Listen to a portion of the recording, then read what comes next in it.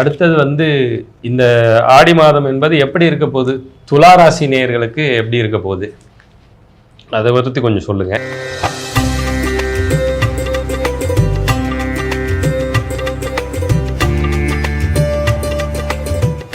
துலாம் ராசி நேயர்கள் பார்த்தீங்கன்னா இத்தனை நாளில் பார்த்தீங்கன்னா ஏதோ ஒரு கஷ்டத்தில் இருந்திருப்பாங்க.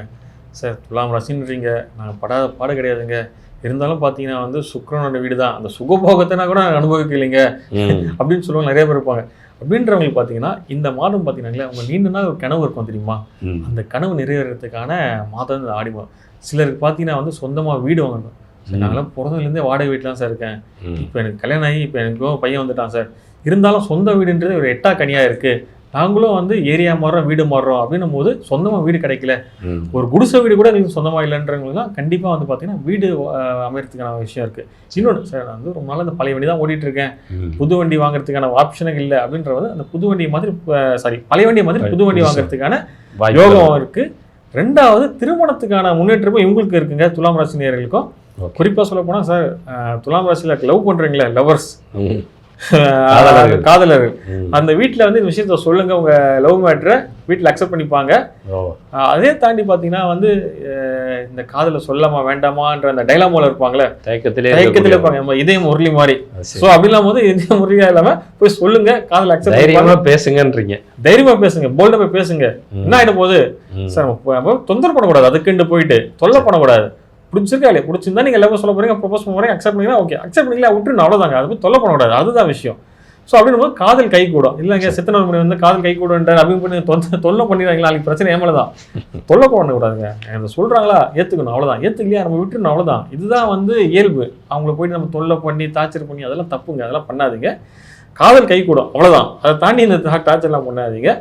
ரெண்டாவது இந்த யாராவது வந்து பார்த்தீங்கன்னா இப்போ பிஸ்னஸ் பண்ணிட்டு இருப்பாங்க, பிஸ்னஸ் அப்கிரேட் பண்ணோம்னா கண்டிப்பாக பண்ணுங்க, அதுக்கான சான்சஸும் இந்த ஆடி மாதத்தில் இருக்கு. சார் என்ன சார் நீங்கள் ஆடி மாதம் தான் பாசிட்டிவாக சொல்லிட்டீங்க, ஆமாங்க பாசிட்டிவாக தான் சொல்லுவாங்க, ஏன்னா நெகட்டிவ் சொன்னால் என்ன ஆக போகுது, ஒன்றும் கிடையாதுங்க. நம்ம வந்து பி பாசிட்டிவ் சொல்ல அந்த சொல் இருக்குல்ல, ஒரு சொல் பழிக்கும், ஒரு வைப்ரேஷனே உங்களுக்கு அந்த வைப்பு தாங்க கொடுக்குறது. ஏன்னா இப்போ வந்து நீங்கள் பார்ப்பீங்க, நீங்களா ஐயோ துலாம் ராசியா வாழ்க்கையில் வாழ்றதை வேஸ்ட்ன்ற மாதிரிலாம் சொல்லியிருக்காங்க, அப்போ சொல்ல தப்புங்க.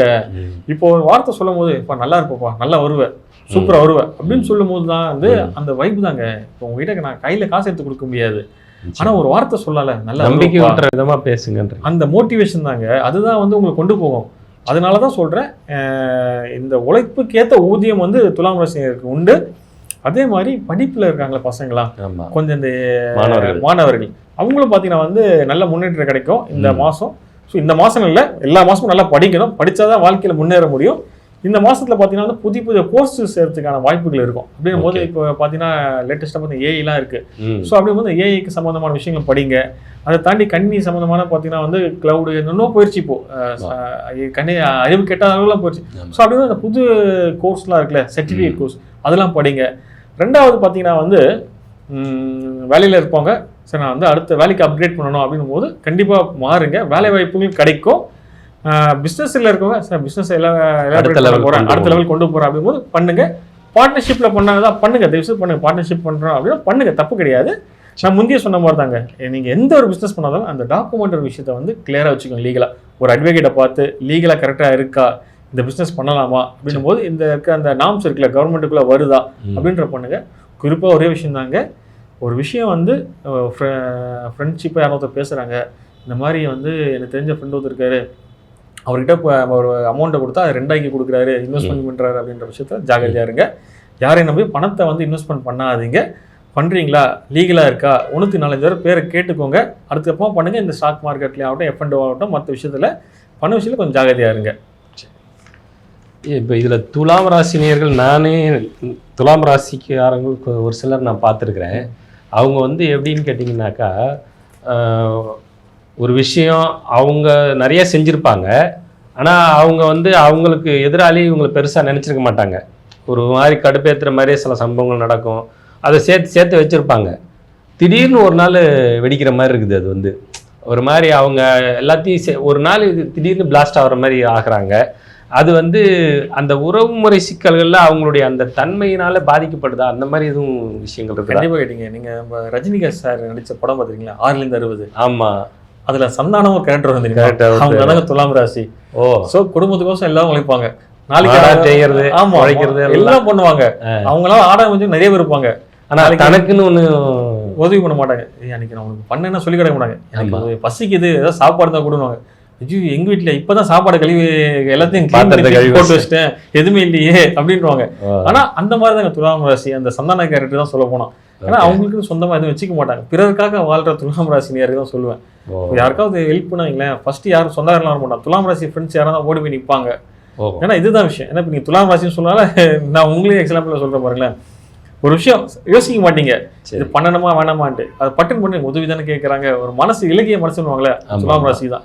ஆனா அது நிறைய பேர் என்ன பண்றாங்க, எப்பா இவங்க நினைச்சுவாயப்பா அப்படின்னு சொல்லி யூஸ் பண்ணிக்கிறாங்க.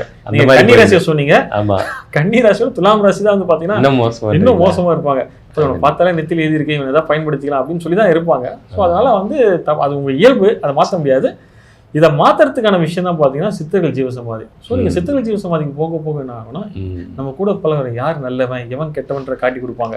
ஸோ அப்படின்னும் போது அங்கே போகும்போது நம்ம கெட்டவனா இருக்கானா அவன் நம்மளாம் போயிட்டு அவனை விலைக்க வேணாம், அவங்களே பார்த்து அவன் கூட சேரப்பா அந்த விலைக்கு வச்சுருவாங்க. அது எப்படின் போது நீங்கள் ஜீவசமாதிக்கு போக போக தான் சித்தர்கள் வழிபாடுகளை போக தான் உங்களுக்கு அந்த விஷயம் புரியும். ஸோ அப்படின்னும் போது நீங்கள் ஜீவசமாதிக்கு போங்க, சித்தர் வழிபாடு பண்ணுங்க, உங்களுக்கான நிறைய விஷயங்கள் புரிய வராங்க. அப்படின்னும் போது நீங்கள் ஒரு தெளிவு பெறுவீங்க. சரி.